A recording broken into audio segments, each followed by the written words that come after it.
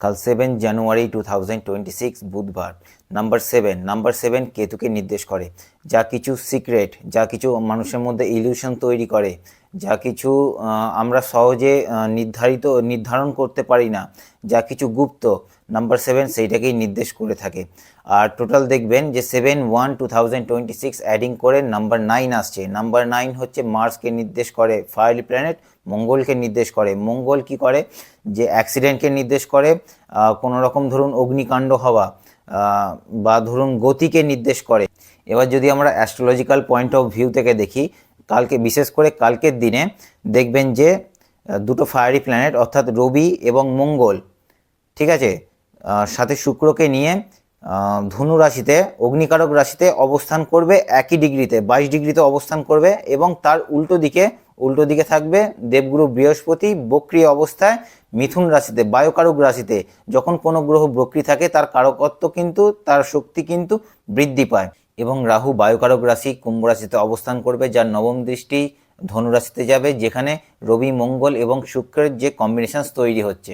এবং দেখবেন যে চন্দ্র এবং কেতু সিংহ রাশিতে অবস্থান করবে, সেই অগ্নিকারক রাশিতেই অবস্থান করবেন। বাকি রইল শনি শুধুমাত্র জলতত্ত্বে অবস্থান করবে, জলকারক রাশিতে মীন রাশিতে অবস্থান করবে।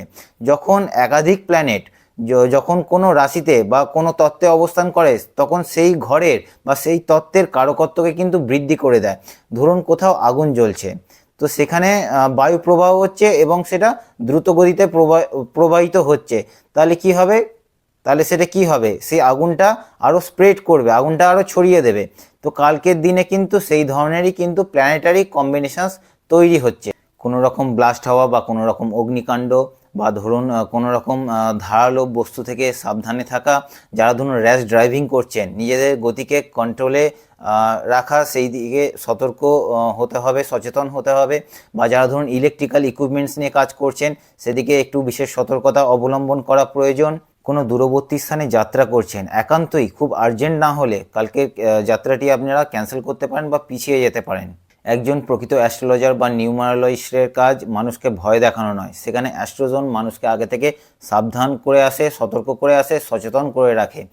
আর কালকে প্রয়োজন পড়লে, যেহেতু বুধবার, আপনি বিঘ্ন হর্তা বা বিঘ্ন বিনায়ক গণেশজির মন্ত্র ওম গং গণপতায় নমঃ মন্ত্রটি জাপ করতে পারেন। এর সব দিক থেকে আপনাদের ভালো হবে। Thank you.